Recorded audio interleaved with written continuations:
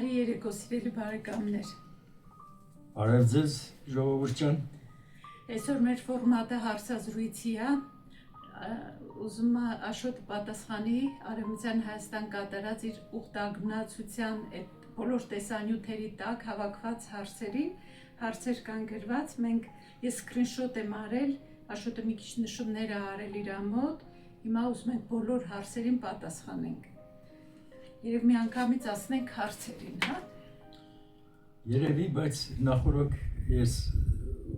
դիմում եմ ժողովրդին, նայողներին, դիտողներին, նախապես շնորհակալություն եմ հայտնում ձեզ բոլորին եւ խնդրում եմ ներողամիտ լինեք, քանի որ նման նկարահանումներ ես առաջի անգամ եմ կատարել որակի համար, այո, ես ներողություն եմ կտրում, կարող է ինչ-որտեղ, ոչ թե ինչ-որտեղ բավականին թերություններ կա, որոնք ես եմ զգում, դուք եք կզգաք, հետևաբար հաջորդ անգամ արդեն ինձ համար արդեն հեշտ կլինի նմանատիպ բովանդակությամբ նկարահանումներ կատարելու համար։ Բայց այստեղ մի կարևոր բան էլ կա, այսինքն եթե դու կանգներ ու նկարեիր, խմբից ետ էիր մնում, դրա համար քայլելով նկարելը շատ նորմալ է, այստեղ ոչ մեկն դժգոհություն չի հայտնում։ Խնդրում եմ պատասխանել, ինքնուրույն կարելի է այդպիսի էքսկուրսիա կազմակերպել, թե անպայման տուր ֆիրմայի օգնությամբ։ Այսօր Թուրքիա գնալը բոլոր քաղաքացիների համար ազատ է, ովքեր ցանկանում են կարող են մեկնել Թուրքիա, հետևաբար Թուրքիա գտնվելիս կարող է ցանկացած վայր գնալ դիտել։ Վիզան միանգամից հանում են անցակետում, տամոժնայում են հանում, անհրաժեշտ գումարները տեղամասում, այդքան շատ գումարներ չի, կամ էլ կարող եք օնլայն անել։ Այստեղ մի ներբծություն կա եւ մի դժվարություն կա, որովհետեւ գնալ Արևմտյան Հայաստանը նայել, ասենք, ծննդավայր գտնել եւ այլն ու պատմական հուշարձաններ դիտել, բնականաբար ոչ մեկսը չգիտենք, դրա համար անհրաժեշտ է տուրֆիրմայի օգնությամբ գնալ, օրինակ մեր ղեկավարը 20 տարուց ավելի է խմբեր տանում եւ ինքը գրեթե բոլոր նախկին տարածքները հայկական 5 մատի պես գիտեր, որտեղ ինչպիսի հուշարձան կա, բոլոր գյուղերը գրեթե անուններով գիտեր։ Ես հարցերին մի քիչ ծանոթացել եմ, մարդիկ գրել են իրանց գյուղերի անուններն էլ, դա իրենց ղեկավարը, կոնկրետ մեր ղեկավարը գրեթե բոլոր գյուղերը գիտեր, որ գյուղը որտեղ է գտնվում։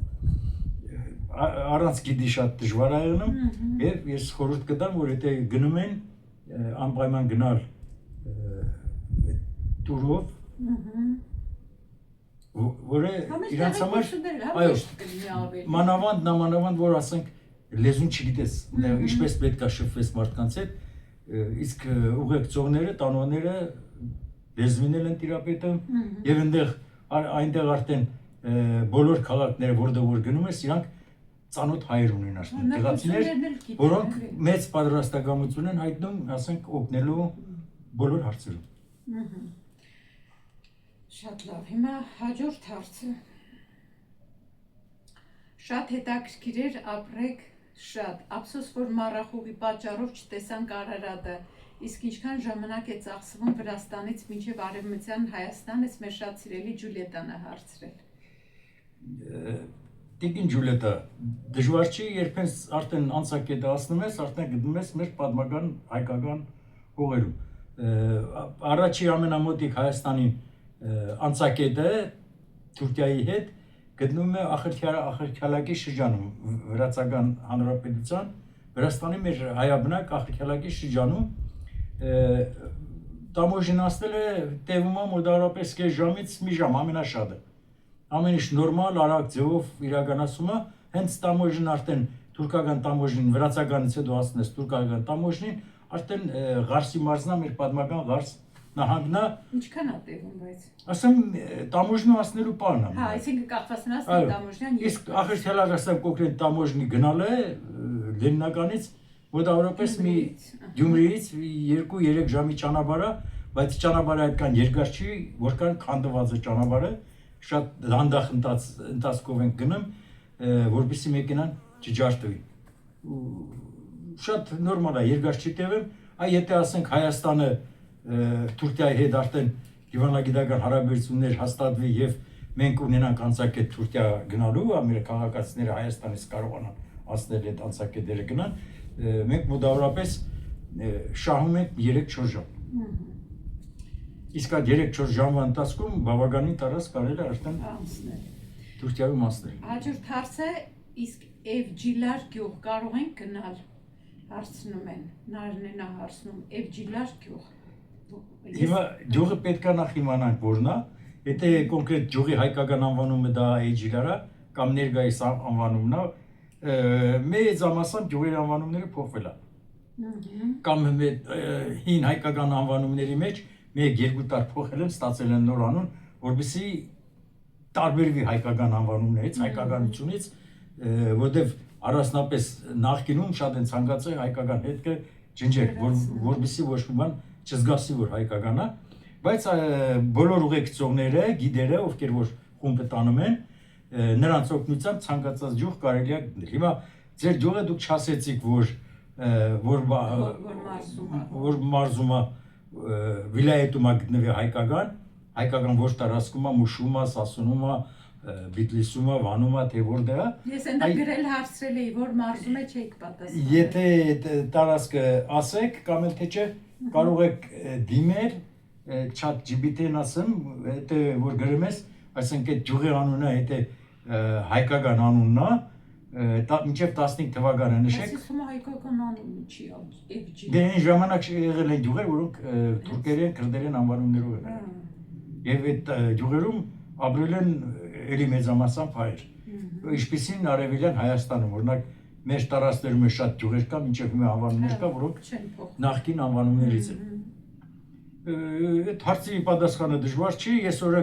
որ Պաբիս գյուղը հետաքրքրում էի գնալու, անմիջապես մեր ղեկավարը Գևորգին ես դիմեցի ինքը ասաց, որ այդ գյուղը ինքը գնացել է, նույնիսկ իր նախնիների մի մասն էլ մեր գյուղից են եղել եւ առանց դժվարությամբ մենք գնացինք եւ մեր պապական գյուղը գտանք։ Իմ նպատակն էր այդ գյուղը գնալ առաջ երթին դա տեսնեք, ավելացնեմ այստեղ, որ գնում ենք, մենք խումբ կար,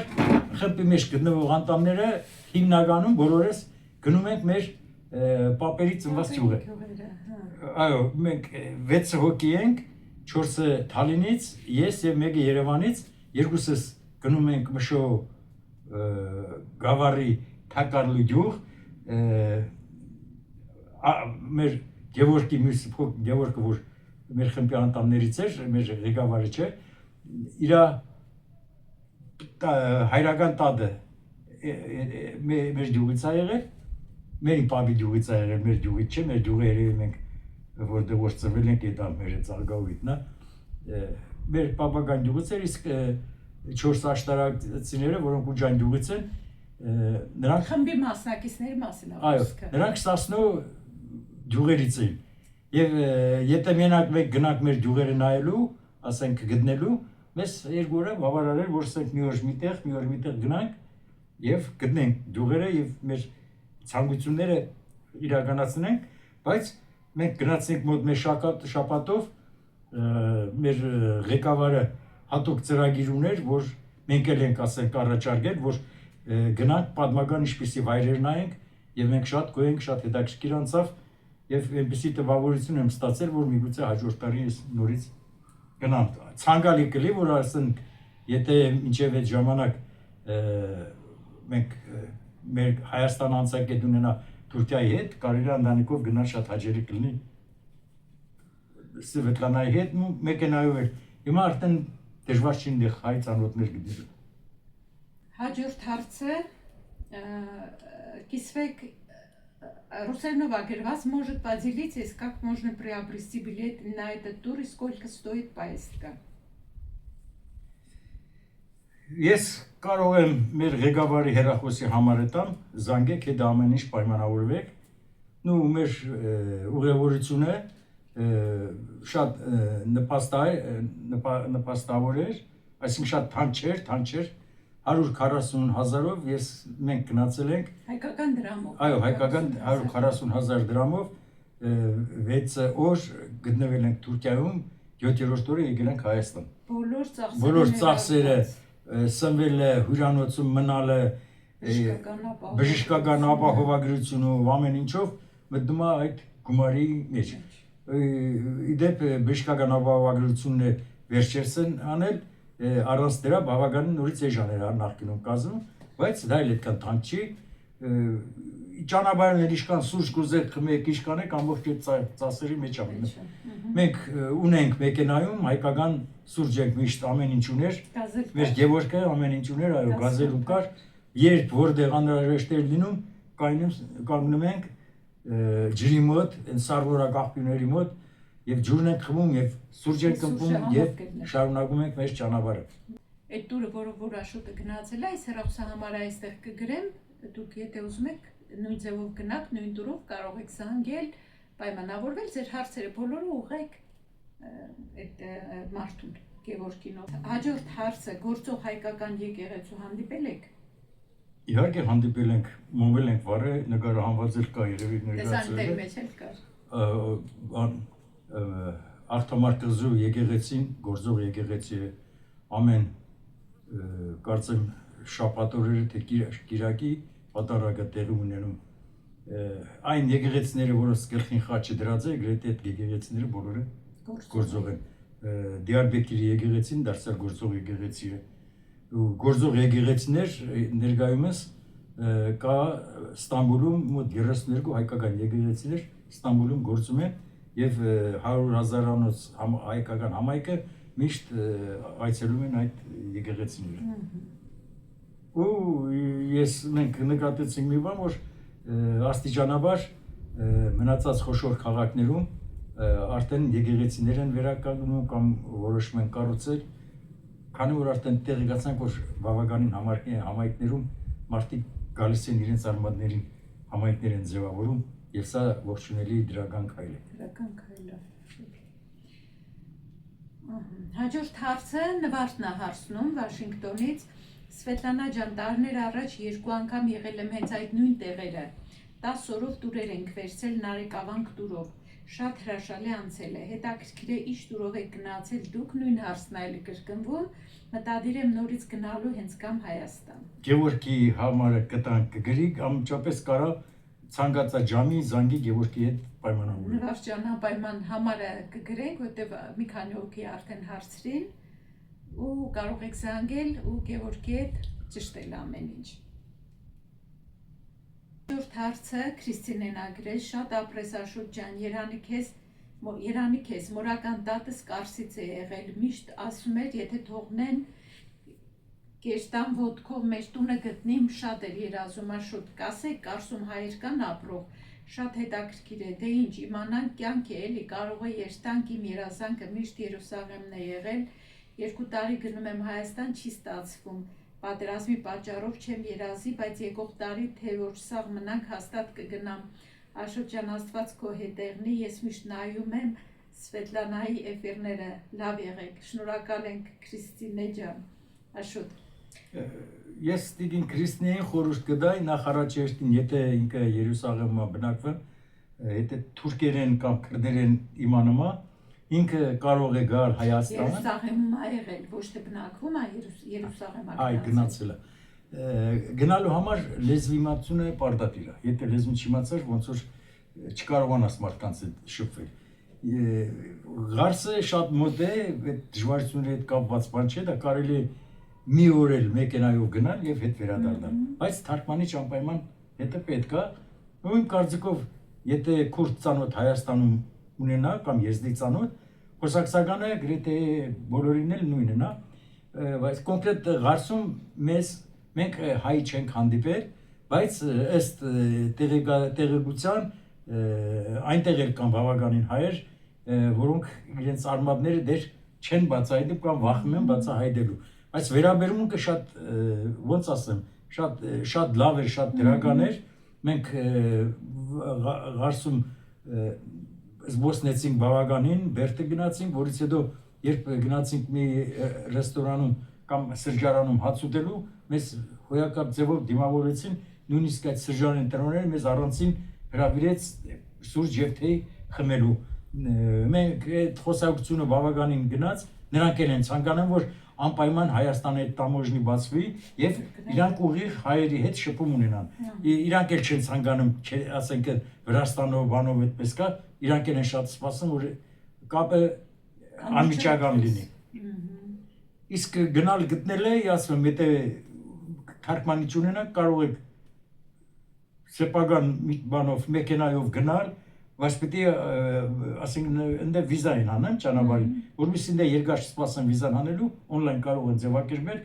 եւ որորը որ ցանկանում են գնալու, այդ օրը կարող են գնան։ Բայց իմ կարծիքով ժողովուրդ ջան, միշտ էլ տուրով ավելի ճիշտ է գնալը, ավելի անվտանգ ու ապահով էլ կլինի, էլի։ Վերջը այդ տուր տանողը ինքը ամեն ինչը գիտի այնտեղ, ավելի լավ այդպես խմբով գնալ, քան թե մենակ։ Բացի կոնկրետ այդ յուղից, ասենք 5 օր տուրը կարելի է նախորդ պայմանավորվել 3 օրով են տուր անեն, 4 օրով էլ, 5 օրով էլ տես, մենք որոշեցինք մերը 6-ից 7 օր այդպես էլ գնացինք եկել մեզ համար դա բոլորս էլ ուզում ենք, նպատակ արմար, ուզում ենք մինչև ցանկանում ենք գոնե Վան գնալ, Վանալի ջահթամար կղզին տեսնել, Վանալիջում լողանալ նոր հետքար հայրենիք։ Իսկ որպեսզի գնաս մինչև Վանալի հասնես կամ Դիարբեկիր բան, որ ավելի հեռու է, բնականաբար 5-6 օր ժամանակ անպայման պետք է։ Արտար չի լինի, որ Սասունով, Մուշով անցնես կամ Դիարբեկիրով բարով, ընդեղի պատմական վայրերը, ճարտարապետական կոտորները չնայես, գնաս մենակ Վանում լողանաս հետ գաս։ Ուրիշ հանգամանք կա, որ երբ ասենք մենք կունենանք ուղղակի կապը, այդ ժամանակ մեքենայով ասենք շատ ապադան դիվիզել են գնամ կամ Կրասնոդար եւ այլն, այդպես է կգնանք Վանալիջ եւ գկանք ազատ մեքենայով գնանք։ Այդան գրել է, ես ճիշտն ասած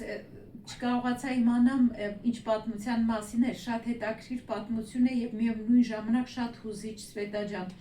Աշոտը մինչեւ այնտեղ գնալ այդ պատմության մասին գիտեր, Սվետա ջան, շատ գրագետ եք ապրում, ապրեք։ Շնորհակալ եմ Այդա ջան, բայց անկեղծ ասած չկարողացա, տեղը չբերեցի որ պատմություններ։ Ես էլ չգիտեմ ինչ պատմություն։ Չիմացանք որ պատմություններ։ Այնտեղ գնալը նկատի ունեք պապի մասին պատմություն է այնտեղից փախնելու գալու թե որ Այո, եթե ասենք իմ գնալու հիմնական պատճառն է պատմությունը, իրոք դա երբ ասենք երբեք ես ասենք մինչև 90-ական թվերի 95 թիվը մինչև պապիս մահանալը ես չեմ պլանավորել որ ասենք գնամ, բայց ներկուստ ես միշտ ինձ զգացել եմ որպես մշեցու թոր, մշեցու ժառանգ։ Ես հիշում եմ պապիս մորը որը հայկական ավանդական համազգեստով ականջողեր ուներ կախած ու խոսում էր մշով բարբարով շատ թիգնեղ, ոնց ասեմ, շատ տանջանքներ տեսած կիներ, ես նրա հուղարկավորություններ եմ հիշում։ Ոչ թվին ամահաց։ 65 թվին կարծեմ, ես այդ վաղ 6 տարեկան եմ։ Իսկ ինքը երևի այդ վաղ 90 տարեկան ավեր կինկել էր, որովհետև ես որ հաշվարկ եմ կատարեմ, պապս 8 տարեկան, այսինքն ինքը մինչև 1900 թիվը արդեն չափահաս կինա եղել, գոնե 20 տարեկան, 18 տարեկան էր կլներ, 1800 երևի 80-ական թվերի ծնունդ է ինքը այդպես եղել։ Իր ամուսինն էլ մոտ 30 պապիս էր 30 տարեկան ա եղել, որը անհայտ կորացա, իմ նպատակս էր, որ գոնե այնտեղ կապեր գտնեի, մնացած կարող է 30 տարեկան ազնվորությունը, դեպքեր շատ ա եղել, որ ասենք հարազատներից մնացել են, հետո այնտեղ ընտանիք են կազմել, հետո ընտանիքներ իրանցից ու Հայաստանում ապրողները գտել են իրար։ Կոնկրետ մեր ղեկավարը, մեր գիդը, Գևորգը նմանատիպ մի քանի պատմություններ պատմեց, որը շատ հետաքրքիր էր։ Երևի գնացել ավելի շատ մնացել շփվել են, էլի որ գտել են։ Դե շատերը այնտեղ որ չգիտեմ որ ելնելով քանակից որ մենք նայում ենք հայության ամենախիտ բնակեցված տարածքը եղել Արևմտյան Հայաստանը, այնտեղից բոլորը չեն կարողացել փախչել։ Մեծ մասը օրինակ այդ մենք որ Սասունի տարածքը գնացինք, իրոք Սասունում հերոսական մարդիկ են ապրել։ Այդ լեռներում այդքան բարձրությունների վրա մարդիկ ինչպես են բարձրացել դեռ միգուցե կյանքն աստիբեր, որպեսզի օդար նվաճողներից փրկվելու համար լեռնագագաթներին իրանց համար տներ են կառուցել ու այդտեղ ապրել են։ Պաշտպանվել իհարկե ավելի հեշտ կլեր, քան թե ասենք հարթ տարածքներում։ Իսկ Մշո դաշտը բոլորովին հակառակ պատկերն է։ Անծայրացիչ դաշտավայր, առատ աղբյուրներ, որակյալ հող, ուղղակի դրախտային վայրամուշը։ Աշուչյան, հարցերը վերջացնենք, նոր պատմի ընդհանուր տպավորությունները։ Հաջորդ հարցը, շատ շնորհակալ ենք Աշոտից, Սվետլանա ջան, շատ բավարարություն ենք ստանում, ես էլ եմ գնացել քեմփով, բայց սա ավելի հավանեցի, ոնց կարող են կապվել այս քեմփի հետ, մերսի շատ, այս Լինդան ա գրել, համարյա նույն հարցն է, նույն ձևով, Լինդա ջան, էլի այս հեռախոսահամարով պետքա զանգել։ Ես մի խորհուրդ տամ, կան տուրեր, որտեղ մարդկանց քանակը ավելի շատ է, եթե ինչքան շատ է, մենք իմ կարծիքով դժվար է, այո, այդքան մարդկանց հետ տեղ գնալը, ու շատ ցանկալի է, որ գնացողների մեծ մասը համ իրար ծանոթ լինեն, համ էլ գնան նույն տեղը ու դրանից հետո կարող են մի քանի օր գնալ իրենց ցանկացած ուզած տեղերը, որոնք ասենք ավելի մեծ հետաքրքրություն են ներկայացնում։ Օրինակ մենք այնտեղ տեղեկացանք, մեր գիդն էլ մեզ շատ բան պատմեց, որ դրախտային վայրը Կիլիկյան Հայաստանը։ Ու հիմա շատ շատերը միանգամից գնում են Կիլիկյան, նույնիսկ կան մարդիկ Հայաստանից էլ իրենց արձակուրդը անցկացնում են Կիլիկյայում։ Ասում են մի դրախտային վայր, որը երևի չես փոխի եվրոպական եւ ոչ մի երկրի հետ կամ ասենք հաջորդ կանգառը Կիլիկյան Աշուչյան։ Դե առողջություն տա Աստված տեսնենք, բայց ցանկալի կլինի որ միասին գնանք։ Տեսնենք։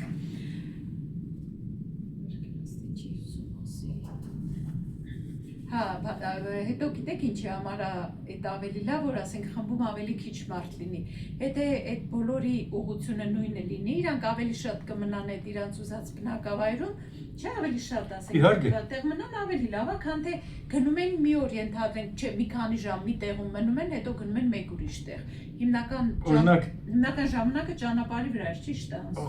Խոսքդ հաստատեմ, մենք որ Բիթլիսով անցանք, ուղղակի Բիթլիս քաղաքը մի ուրույն տպավորություն թողեց մեր վրա, առանձնապես իմ վրա, երբ շատ լեռնային քաղաք էր, որ երկի մեջ էլ ասում եմ Բիթլիս քաղաք շատ լեռնային, անդրադի մասին երկ կա, այդ լեռների, ոնց ասեմ, լեռների ծայրերին, լեռների մեջ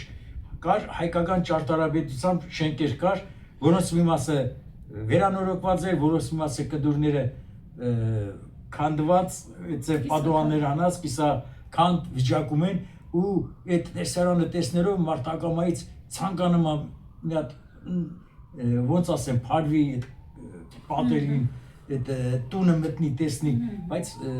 հնարավորություն մենք հնարավորություն կարանք, բայց մեր ծրագրից կշեղվենք, մենք պետք է գնանք Սասունի գյուղեր, այդ լեռները բարձրանանք, մագլցենք, ջուղերը գտնենք, 4 հոգի կային, որ կարողանանք այդ օրը հետ վերադառնանք, այդ պատճառով չստացվեց, բայց եթե Աստված հաջողեց հաջորդ անգամ գնացի, ես հատուկ Բիթլիս քաղաքը անպայման պետք է մտնեմ։ Դե տուրի ղեկավարը նայում ասենք խումբը։ Մենք էլ տեղեկացանք, որ մեր այդ ժամանակ Մուշից հայ կար, Մուշի հայ համայնքի ղեկավարն էր,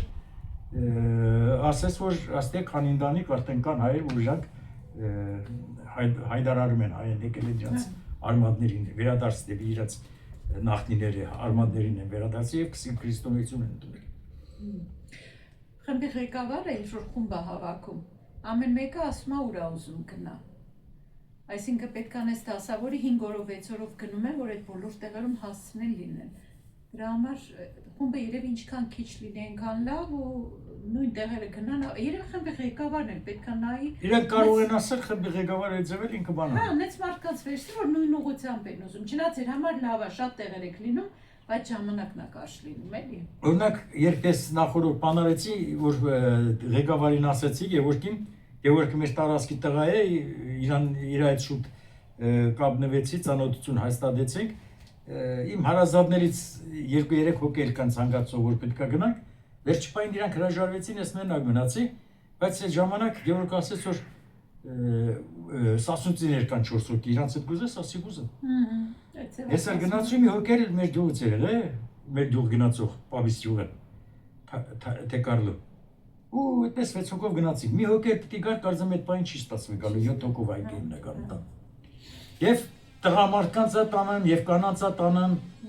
շատ հետաքրքիր է Գևորգի հետ գնալը։ Հաջորդ հարցը Մարինեն ա գրել, բարև ձեզ, շնորհակալություն Աշոտին մեզ իր հետ տանելու համար։ Իսկ ինչպես են վերաբերվում հայերին տեղի բնակիչները։ Մարինե ջան, շնորհակալություն նաև քեզնից, բայց շնորհակալություն մենակ ինձ մի հայտնեք, այսքան ամեն ինչը Սվետլանան ամադուցել ձեզ։ Ես չէի կարա այդքան բան անել, բայց որ գիտեինք ալիք ուներ, ես նկարեցի բերի լրիվ մոնտաժով ինքն արել։ Հա, բայց դե նկարելն շատ դժվար է եղել։ Հիմա ասեմ, դե վերաբերմունքը մենք մինչև Դիարբեկիր գնալը դրանց հետ վերադառնալը շատ լավ ենք զգացել տեղացիների վերաբերմունքը։ Մանավանդ դեպքեր ա եղել, որ իմանում են Հայաստանից տուրիստներ եկել, վերաբերմունք որ միանգամից ավելի դրական փոխվի։ Հիմա ճիշտն ասած, ես չեմ զգացել, որ գնալուց ես գնացել եմ օդար երկիր, ոնց որ հարազատ երկիր գնացած եմ։ Ու շատերի մոդել է տպավորությունը։ Երբեք վախ մի զգացեք, հիմիկվա ասեք, այդ տարածքներում հիմնականում ապրողները քրդեր են, այսօրվա քրդերը 100 տարվա առաջվա քրդերը չեն։ Այսօր դրանք բավականին կրթված ազնվորություններ են, որոնք իրենց պատմություններ են լավ հասկանում եւ հասկացել են, ասենք, ժամանակին իրանց պապերի կատարած մեծ սխալները, ոչրագործությունները, վերաբերմունքը իրոք շատ դրական է։ Եվ իրանք էլ ցանկանան, որ հայերի հետ բարեկամություն հաստատեն, այդպես է։ Հարցերը այսքան էին, մնացած ինչ որ էլի կրկնվում էր, չեմ կարդում։ Հուսով եմ պատասխանեցինք ձեր հարցերին։ Ինչ ընդհանուր Աշոտ, ոնց կուզես ամփոփես, ինչ կասես։ Ես մի հարցել եմ, հիշեմ, երևի էդի մոռացել են կամ չեն կդեր, այն սկզբնական բանում վիդեոներով հարցնում էին, թե արևմտյան Հայաստանի տարածքները ասում են զարգացած չի, հետամնացա ներդրումներ չի կատարվում, այդ հարցին նորից պատասխանեմ, որ նման բան ես չեմ տեսել, արևմտյան Հայաստանը շատ զարգացած գյուղատնտեսական շրջան է Թուրքիայի կազմում, նույնիսկ ավելի զարգացած, քան Հայաստանում է, Հայաստանի մեր գյուղերն են զարգացած, գյուղատնտեսությունը այնտեղ բարձր մակարդակ էր։ Մենք ժամանակակից անասնագոմեր ճանապարհին ամենտեղ տեսանք ճանապարհին վարելահողեր, Ղարսից մինչև մենք գնացել ենք Վան, Դիարբեկիր, ամբողջ ճանապարհի երկու կողմերում ճանապարհների միշտ եղել են գարու ցորենի դաշտավայրեր եւ գրեթե չեմ տեսել մի տեղ, որտեղ ասենք անմշակ մնացածներ։ Ես գտնում եմ, որ արևմտյան Հայաստանը Թուրքիայի համար հացահատիկի մեծ շտեմարան է եւ զարգացվածության աստիճանը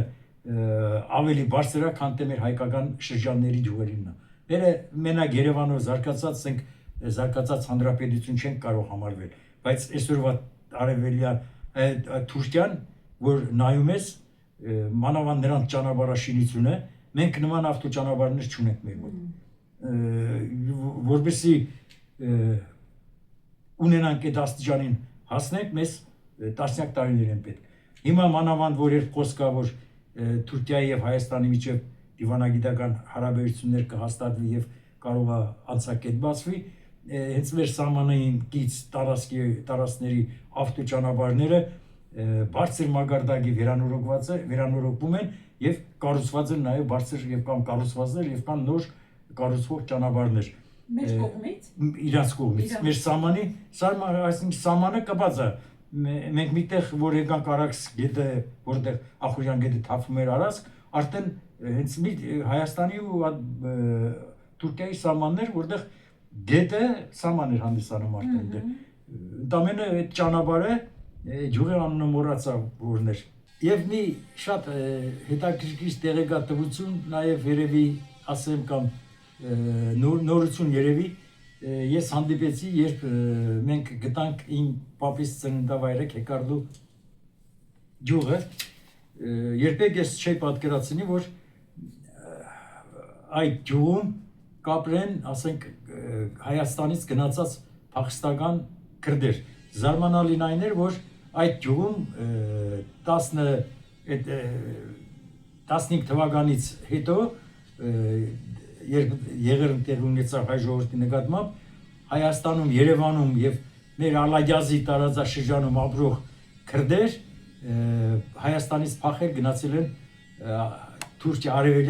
արևմտյան Հայաստան են գնացել։ Ու զարմանալին այն էր, որ պապս ընդեից գալով իր ասենք հարազատների հետ բնակություն են հաստատել Արագածի շրջանի մի քանի գյուղերում եւ Արագածի շրջանի գյուղերից քրդեր Երևանի քրդերի հետ միասին գնացել եւ բնակություն են հաստատել նույն գյուղում որտեղից որ պապն է եկել ես ճիշտ ասած ուզում մարդիկ կային թե երևի այն պահը որ ես տեսնում եմ որ մենք այդ պապից գյուղում ենք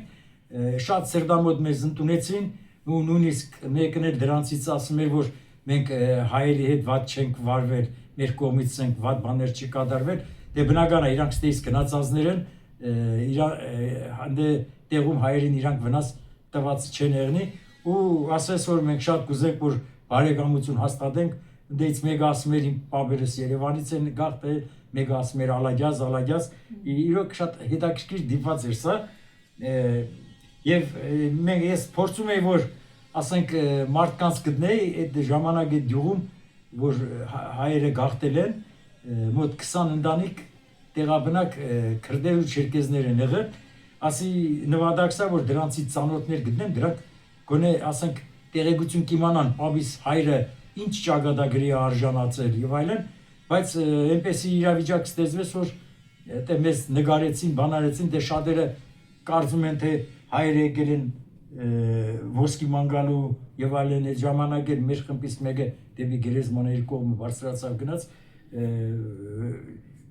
լավ իրավիճակ ստեղծվեց եւ մեր ղեկավարը Գևորգը ասաց որ մեզ նկարում են շատ հավանական է որ ոստիկաններին կտան մեզ բավականին բան կանեն էլի քաշքշոցի մեջ կգնենք կտանեն հարցնեն ինչի մարեք եկե եւ այլն դա բավականին ժամանակ է խլել եւ այդպես կիսատ մենք թողեցինք եկանք հաջորդ անգամ եթե հնարավորություն ունի գնալու ես փորձելու եմ եւ ես տեղեկացանք որ ընդ շատ տեղերում արխիվները պահպանվել է այդ արխիվների միջոցով էլ կարանք բայց արդյոք իրանք կտան արխիվները կտրամադրեն դա պետք է թողապետարան գնաս ասին ինչ որ ծախսերի հետ կապված բանա մի քիչ այդ արխիվները այդ ժամանակ եկեղեցի Օսմաներեն են գրել իբր թարգմանելու բանի մոմենտ կլինի բայց դե իմ կարծիքով դժվարություններ չի լինի էլի ինչի չպետք է տալ եթե հարազատ ես մանգալու ինչ կա դա այդ բան ոսկի գնալ գտնելու մասին մեզ մի հոգի գրել էր իրանք ոսկի ունեն դե թաքցրած ինքը տեղը գիտի բայց չի գնում հանի օրինակ տենց դեպքեր կան չէ որ գնում գտնում են ոսկի հանուներ մենք հիմնականում որ գյուղերը որ գնացինք նայեցինք ուզում ենք որ կամ առաջ երթին գյուղը եկեղեցին մնացել է հետո հայկական գերեզմանոցներ կա թե չէ գերեզմանոցները բոլորը ավերված էր հիմնական նպատակը գերեզմանոցներով փորձել են ոսկի մանգան գտնեն չկար եւ եկեղեցին էլ եկեղեցի տարածքները եկեղեցիները բայց այդ գյուղը որտեղ պապս էր ծնվել իրանք ասին որ եկեղեցին կիսավեր գտնվում պետքա գնանք որ նայենք ու մեզ վաղ չվիճակվեց գնալ նայելը մենք հետ դարձանք դից բայց ոսկի մարդիկ գնում գտնում են իրոք եղել է դե մի դեպք պատմեցին որ մեկը գնացել է մի շաբաթներով էլ մնացել այնտեղ գտել է իրաց պապի բանալած ոսկիները ու կարողացել է դրանից այդ ոսկին վաճառել ու հետ գալ այսինքն ոսկերի չասնստեի տեղեկացանք որ այդ տարածքներում ապրող ոսկերիչների մեծ մասը հայեր են նախկին հայեր ծպետյալ հայեր որոնք շատ բարձրակարգ ոսկերիչներ են ու այդ գործը ժառանգաբար ոնց էր նախկինից փոխանցվել է իրաց դա իշկանով հավաստի իմ կարծիքով հավաստի բան կլի որ փաստա որ իսլամացած հայեր շատ կան եւ այդ իսլամացած հայերի մեծ մասը գնում են Ստամբուլ սկզբնական շրջանում փորձ գալ մեր եկեղեցի շմիածին ինչ որ եկել են խնդիրների առաջ են կային քաշքշոցներ եւ այլն այդպիսի բաներ եղել է բայց Ստամբուլում գնում են հանգիստ կրոնը փոխում են դառնում են քրիստոնյա հայեր մի միտք առաջացել նաեւ թե սա հույսա որ այսքան հայերը արդեն շուշուտ գնում գալիս են եւ այնտեղ տեղի հայերը ովքեր որ կան արդեն ոնց որ գոտեպնվեն եւ եթե արմատները հայկականը արդեն առանց վախ ունենալու ասում են որ իրանք են հայ օրինակ ես մի Facebook-յան ընկեր ունեմ Ստամբուլից է, որը գրեթե 9 տարեկի անձնավորություն է, 73 թվականին, երբ հայրը մահացել է, հայրը թե պապը կարծը 73 թվին մահացել է, ինքը ինձ իր հեռախոսազրույցով ասելա, որ իրանք հայ են, քրիստոնյա են, այդ պահից հետո այս տղան բան է անում, գնում է Ստամբուլ, իր հարազատ քուրերի հետ, կարծեմ 2 հատ քուրեր ունեցել, գնում է Ստամբուլ, հայերեն բացարձակապես խոսալ չի իմացել, եկեղեցում քրիստոնեություն են տնում եւ եկեղեցու քոլեջում հայերեն են սովորում, ինքը հիմա շատ լավ հայերեն խոսում է։ Ու ընտանիքը գրիվ հայկական անուններ, երեխեքին է բոլորին է, Հայաստան եկել է, ինքը ասես որ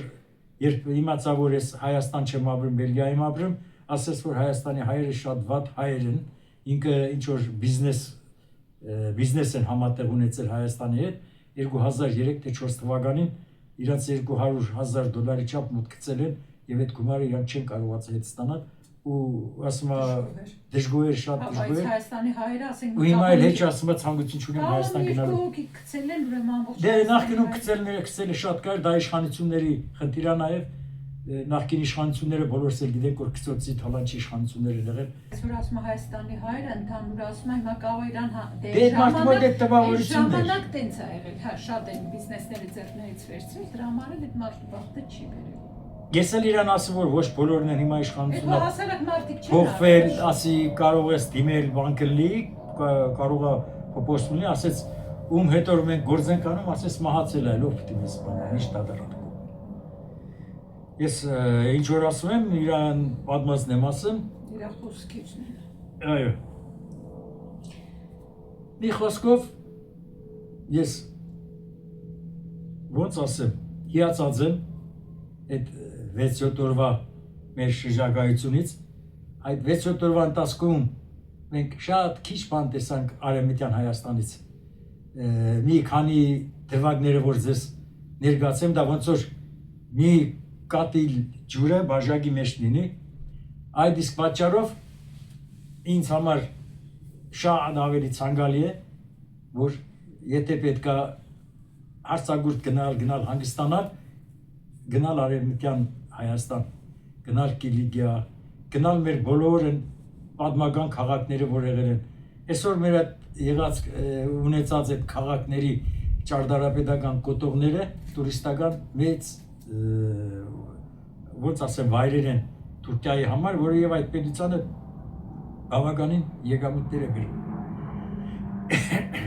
Տուրիզմը շատ զարգացած է, մանավանդ դուք տեսաք, որ մենք երբ Աղթամարտկզին գնացինք, մենք միանգամից երբ որ նավով ցամաքից գնացինք կղզի, մեր նավի հետ տարբեր կողմերից 4-5 նավեր էլ մոտեցան կղզի, այսինքն այդ Վանա լճի շրջակայքի բնակավայրերից առանցին բաներով երթուղիներով տուրիստներ են գալիս զուտ եկեղեցին տեսնելու, կղզին տեսնելու, մոմ վառելու, մենք մենակ մենք չենք ընդեղ մոմ վառել, դե ցանկացած գալացողները գալիս մոմ էր վառում։ Այս դժվար մուսուլմաններ։ Եվ մոդելա զարմանք առաջացել, օրինակ ասենք մուսուլմանը խի պիտի ձգտեր տա հայկական եկեղեցի եւ փորձի մոմ վառի։ Իրենք ծերտյալ հայեր են։ Այո, ասենք մեր մոտ մեջետ Երևանում էլ կա բաներ եղել է կամ Ղարաբաղում Արցախում կար, բայց երբևէ որևէ մեկը չի ձգտել գնալ այնտեղ եւ որևէ ասենք կարող ազուտ տեսնելու բար մտնի, բայց ցանկություն չենք ունեցել գնալու էլի, ոնց որ հիմա մեր եկեղեցիները գալիս են, ասենք տուրիստները գալիս են տարբեր վայրերից Թուրքիայի իմ կարծիքով որ արտասահմանից էլ կգան հաստատ Վանա կղզի ու ոնց որ զգաս հայկական շուշ կա դեմ որ մանավանդ գերեզմանակարերին նայում էր վանքի շրջակայքում հայերեն տապանակարերի վրա գրված վանականների երևի դամբարաններն էր թե բայց արտած է ինչ կար շորեր տված երևի սկզբնական շրջանում որ գրավել են վայրագություններ են արել էլի պես արել բայց հայկական հետքը վերահասնել հիմա չէ օրինակ Վարագավանքը, որ մենք գնացինք տեսանք, մենք հիացանք, որ կողքը մի հատ քուրդեր ապրում եւ այդ քուրդը այդ Վարագավանքին տիրություն էր անում։ Իհարկե ոչ բոլոր կառույցներին, գլխավոր կառույցին, որտեղ գմբեթները կային, կենտրոնական կառույցներ, 7-րդ դարից մինչև հիմա երկու գմբեթը պահպանվել են, երրորդը արդեն քանդվել էր։ Դե այդ քուրդը պլաշ էր արել, որ էլ էր վերևից ծածկեր, որ անձրև էր մնացածները չքայքային։ Օրինակ մենք շատ հիացանք, ունդե կային տուրիստներ գալիս են, գիրք կար գրում են, նայեցինք հիմնականում հայերեն ու ասենք լատիներեն տառերով գրած շնորհակալություններ են եղած։ Հիմա չգիտեմ այդ եկեղեցու 7-րդ դարի կառուցված եկեղեցի է, որտեղ նաև առաջի կաթողիկոսը դե կաթողիկոսը նաև Խրիմյան հայրիկը նաև համայն հայոց կաթողիկոս է եղել, Տարասկի կաթողիկ ղեկավարն այդ վանում ծնված, այդտեղ մեծացած, այդ շատ մեծ կրթական համալիր է եղել վարագավանքը։ Հիմա դա մի լրագրողի սեփականություն է, տեղեկացանք, որ այդ լրագրողը դիմել է Դիարբեկիրի Էվանիկ իշխանություններին, որ այդ եկեղեցին ինքը ձրին վերաբերում է քաղաքապետարանին, որպեսզի վերանորոգի եւ պատմական թուրք լրագրողի է պատկան։ Բայց չգիտեմ, թուրք ասին լրագրողի, բայց թուրքա թե քուրդա չգիտեմ։ Ինքը ձրի հանձնվում է, որ վերանորոգեն, սարքեն տուրիստական կենտրոն, այսինքն բան։ Ուշացան սարքեն։ Բայց կարող է շուտ հայ է։ Եթե կարող է, չգիտենք, դա պետք է արդեն որպեսզի ապացուցի իրանց ծագումը, պետքա գնան ինչ անալիզեր, հա։ Դնթեն ասում եմ գենետիկական անալիզ պետքա կատարվի եւ չգիտեմ դա իմ կարծիքով ճիշտ է շրջանառողեն լուրը, որ Թուրքիայում 40,000 մարդ մոտ գենետիկական անալիզա կատարել, մեծամասնությունը դրանցից պարզվել է, որ ազգությամբ իրանք թուրքեր չեն, հայեր, հույներ, այդպիսի ծագումով հայեր, հույների ավելի շատ են մոտիկ, ու իշխանությունները կարծեմ ասացին, որ դադարեցրել են, բայց հիմա շատ Թուրքիայի քաղաքացիներ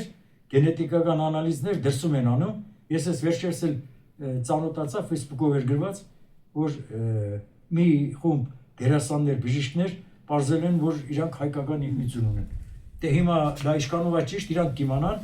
եթե մարդը պարզում է, որ ունի հայկական ինքնություն եւ դա բնականաբար ինքը ընդունում է, եթե ընդունում է, պետք է գա իր արմատներին, այդպես է լինում։ Օրինակ, մեկը ես այդպես եմ իսկ պատկերացնում։ Ու հիմնականում էս կան է եւ խորհուրդ կդամ բոլոր նրանց, ովքեր ունեն արևմտյան Հայաստանի ծագում, ում պապերը արմատներով արևմտյան Հայաստանից են, գոնե եթե դուք չեք կարա ձեր ժառանգները թող մի անգամ այցելեն տեսնեն։ Իրոք շատ հրաշք աշխարհ է։ Մենք եթե ասում ենք, որ իրոք դրախտային Հայաստան ենք ունեցել, դա ունեցել ենք, մեր Հայաստանը այնտեղ է մնացել։ Ժողովուրդ ջան, հուսով ենք բոլոր հարցերին պատասխանեցինք, կարծում չցանցրացաք, հետաքրքիր բաներ պատմեց Աշոտը, շատ հետաքրքիր էր։ Քամինես ընթացքում էս մոմը հանգցրեց, այսօր մոծակներին քշում է էլի կիտրոնի հոտով մոմնա։ Ինչևէ, սիրելի բարեկամներ, հիմա ուզում ենք այդ նկարները դնենք, որոնք որ չեք տեսել, ու դրանով մեր տեսանյութը ավարտենք։ Եթե հավանեցիք, բաժանորդագրվեք, հավանեք, մեկնաբանություն գրեք, ու շատ շնորհակալ ենք, որ դիտում եք, մեզ հետ եք, մենք ձեզ շատ սիրում ենք։ Լավ մնացեք, հաջողություն։ Հաջողություն իրոք ժողովուրդ ջան, բայց մի փոքր մեջբերում բերեմ, որ մոռացել եմ, երբ մենք սկսեցինք մեր էքսկուրսիան դեպի Արևմտյան Հայաստան, մենք մինչև Ախրքալակի անցակետը անցնելը եղանք Ախրքալակի Կարծախ գյուղում, որ երևի ձեզանից շատերը գիտեն, դա այն գյուղն է, որտեղ ծնվել է Աշոտ Ջիվանին։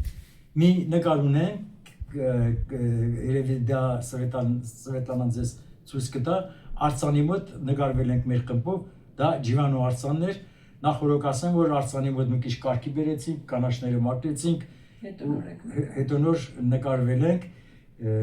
եւ տեղեկացանք, որ Աշոտ Ջիվանին շատ ծանր վիճակում մեջ պայմաններում ապրել եւ շատ ծանր վիճակում կնքել է իր մահկանացուն։ Ինչպես շատ տաղանդավոր մարդիկ, այո։